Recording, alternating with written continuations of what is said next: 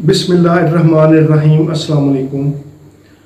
दोस्तों, कैसे हो? मैं उम्मीद करता हूँ कि आप सब खैर वफीर से होंगे। दोस्तों, आज मैं आपको एक बहुत ही रेयर रेमेडी रोबोटिस के बारे में इंफॉर्मेशन दूंगा, जो कि एक स्किन डिजीज़ के लिए बहुत ही अहम मेडिसिन है। और स्किन डिजीज़ के साथ साथ अगर किसी को रूमेटाइड आर्थराइटिस का जो है ना वो एक डिजीज़ का मसला देखने में आ रहा है, यानी उनको जो गाउट है वो हो गया हुआ है,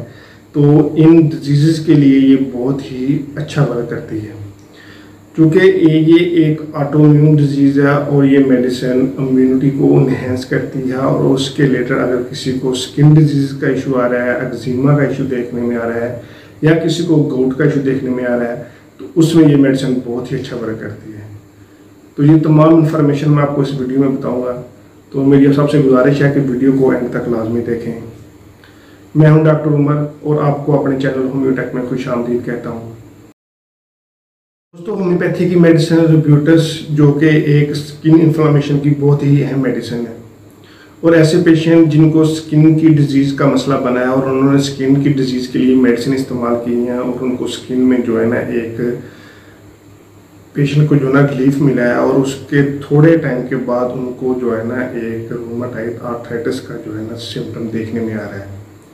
तो अगर किसी पेशेंट ने को स्किन का इशू है और उसने स्किन की जो मेडिसिन इस्तेमाल की है उसमें पेशेंट को रिलीफ मिल गया है, लेकिन उसके बाद पेशेंट को जो है ना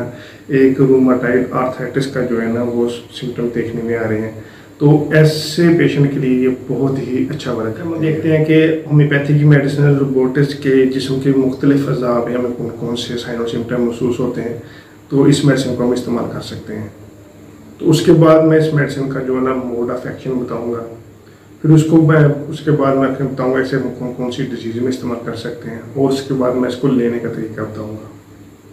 तो सबसे पहले अगर हम देखें तो होम्योपैथी की मेडिसिन रोबोटिस जो है ना वो स्किन की इन्फ्लामेशन के लिए बहुत ही अच्छा वर्क करती है। तो स्किन पे जो है ना कि एक्जिमा का सिम्टम देखने में आ रहा है, या किसी को स्किन में इन्फ्लामेशन हो गई हो, या फिर किसी को स्किन में डर्माटाइटिस का इशू हो, फंगल इन्फेक्शन का इशू हो गया हो, या किसी ऑटोइम्यून डिजीज़ की वजह से उनको स्किन के जिस्म के मुख्तलिफ हिस्सों पे जो है ना एक रिंकल्स या पैचेस जो है ना वो देखने में आ रहा हो, रिंग वर्म का इशू देखने में आ रहा हो,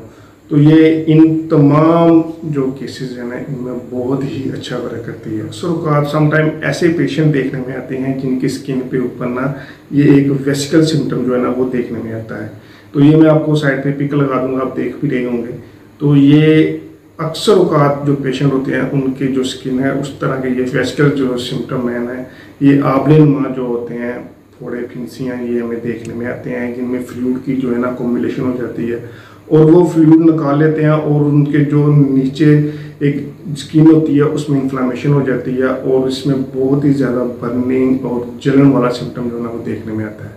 तो अगर किसी पेशेंट को स्किन में इस तरह के सिम्टम जो है ना वो देखने में आ रहे हैं, तो ये मेडिसिन रोबोटिस बहुत ही अच्छा वर्क करती है। मेडिसिन जो है ना हमारे जॉइंट पे बहुत ही अच्छा असर करती है।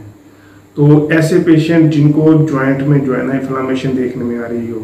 और उनका यूरिक एसिड जो है ना वो बढ़ा हुआ हो, और आर फैक्टर जो है ना वो पॉजिटिव आ रहा हो, तो ऐसे केसेस में भी ये मेडिसिन बहुत ही अच्छा वर्क करती है। यानी जो ऐसे पेशेंट जिनका यूरिक एसिड जो है ना वो बढ़ा हुआ हो, आर फैक्टर ज़्यादा हाई हो, और उसकी वजह से उनके जॉइंट में जो है ना इन्फ्लामेशन देखने में आए, और इस इन्फ्लामेशन की वजह से पेशेंट को चलने में दिक्कत होती हो, और जैसे ही सर्दी का मौसम आया या किसी सर्दी मौसम में पेशेंट को जो है ना वो बहुत ही ज़्यादा हसासियत देखने में आए, यानी पेशेंट को जो है ना वो सर्दी से या चिली मौसम से पेशेंट को तकलीफ़ होती हो, और पेशेंट का जो है ना एक जो चलने में दिक्कत होती हो, और लार्ज जॉइंट जो है ना उनमें स्वेलिंग देखने में आती हो,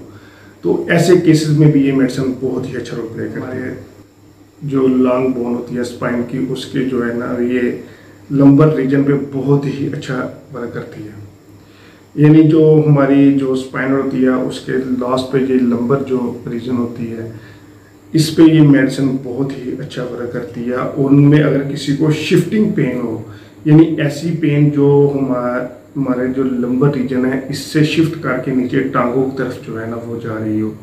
तो अगर किसी को इस तरह के सिम्टम है तो ये बहुत ही अच्छा वर्क करती है। और उसके साथ साथ ये ऐसे पेशेंट जिनको पहले स्किन डिजीज़ का इशू देखने में आ रहा हो, और उन्होंने स्किन डिजीज़ की बहुत ही ज़्यादा मेडिसिन जो है ना वो इस्तेमाल की हो, और उसके बाद जो है ना उनको एक रूमेटॉइड आर्थराइटिस का जो है ना वो डिजीज़ हो गई हो। यानी अगर किसी को पहले स्किन डिजीज़ का इशू हो और उसके बाद उन्होंने ट्रीटमेंट करवाई हो, स्किन डिजीज़ का आराम आ गया हो, लेकिन उसके बाद उनको जो है ना एक रूमेटॉइड गाउट का जो है ना वो सिम्टम देखने में आ रहा हो, तो ये जो शिफ्टिंग है ना स्किन से जो गाउट की तरफ शिफ्टिंग आ रही है, तो अगर किसी को इस तरह के सिम्टम देखने में आ रहे हैं तो उसमें ये मेडिसिन बहुत ही अच्छा वर्क करती है। और उसके साथ साथ अगर किसी को HLA-B27 जो है ना वो जीन जो है ना उसका जो रिजल्ट है वो पॉजिटिव आ रहा हो, तो यानी अगर किसी की जो इम्यूनिटी है उसकी वजह से किसी को एक स्किन डिजीज़ का इशू आ रहा है या फिर किसी को जॉइंट में इन्फ्लेमेशन देखने में आ रही हो,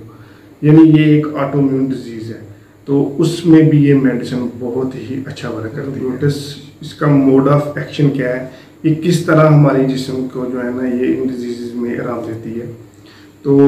ये मेडिसिन जो है ना चूँकि ये एक ऑटोइम्यून डिजीज़ पे बहुत ही अच्छा असर करती है, क्योंकि स्किन की इन्फ्लेमेशन भी एक ऑटोइम्यून डिजीज़ में आती है, और जो एक गाउट का पेशेंट है या रूमेटॉइड आर्थराइटिस का पेशेंट है ये भी एक जो है ना ऑटोइम्यून डिजीज़ में आता है। डिजीज़ होती है जिसमें हमारा जिस्म जो है ना वो खुद के सेल से ही जो है ना वो लड़ना स्टार्ट कर देता है, तो उसकी वजह से जिस्म में ना जो इन्फ्लेमेशन देखने में आती है, और उसकी वजह से पेशेंट को जो है ना ऑल टाइम वीकनेस और थकावट और लेजीनेस जो है ना वो सब तमाम सिम्टम जो पेशेंट को बहुत ज़्यादा वीक कर देते हैं, तो इस तरह के सिम्टम जो है ना वो देखने में आते हैं, और ये एक लंबा टाइम जो है ना वो चलने वाली डिजीज़ होती है। तो ये एक ऑटोइम्यून डिजीज़ पे जो है ना जिस्म की इम्यूनिटी को ये इन्हेंस करती है, और इन ऑटोइम्यून डिजीज़ में पेशेंट को बहुत ही अच्छे तरीके से क्योर करती है। अब हम देखते हैं कि इस मेडिसिन को हम किन किन डिजीज़ में इस्तेमाल कर सकते हैं। तो होम्योपैथी की मेडिसिन रिब्यूटस को हम सबसे पहले तो हम अगर किसी को ऑटोइम्यून डिजीज़ है, यानी अगर किसी को स्किन का इशू है या फिर किसी को गाउट का इशू है या फिर किसी को रूमेटॉइड आर्थराइटिस का इशू है, तो उसमें भी ये मेडिसिन बहुत ही अच्छा रोल प्ले करती है। उसके साथ साथ अगर किसी को यूरिक एसिड जिन पेशेंट का बढ़ा हुआ है, या फिर किसी को जो है ना RA फैक्टर पॉजिटिव आ रहा है, या फिर किसी की जीन्स में जो है ना इन्फ्लामेशन हो गई हो और उसकी वजह से HLA-B27 का जो है ना रिजल्ट वो पॉजिटिव है, तो ये मेडिसिन बहुत ही अच्छे तरीके से पेशेंट को क्योर करती है। सिम्टम जो है ना वो देखने में आ रहे हो, तो उसमें भी ये पेशेंट को जो है बहुत अच्छे तरीके से क्योर करते हैं। आइए अब हम देखते हैं कि इस मेडिसिन को हम कौन कौन सी पोटेंसी में इस्तेमाल करें तो ये बहुत ही अच्छे रिजल्ट देती है। तो होम्योपैथी की मेडिसिन रिब्यूटस इसे हम 30 पोटेंसी में इस्तेमाल कर सकते हैं। तो ये मेडिसिन जो है ना बहुत ही अच्छे तरीके से पेशेंट को एक ऑटोइम्यून डिजीज जो कि लंबे अरसे तक चलने वाली डिजीज़ होती है उसमें पेशेंट को क्योर करती है, और पेशेंट को इन तमाम डिजीज़ से बहुत ही अच्छे तरीके से रिलीफ देती है। तो ये जो मेडिसिन है बहुत ही रेयर मेडिसिन है, इसको मैं अपने क्लिनिक पे रेगुलर जो है ना वो इस्तेमाल करा रहा हूँ, तो इसके बहुत ही अच्छे रिजल्ट जो है ना वो पेशेंट को देखने में आते हैं। यानी ऐसे पेशेंट जिनको स्टॉकस से जो है ना पेशेंट को रिलीफ नहीं मिलता, या फिर किसी को एक और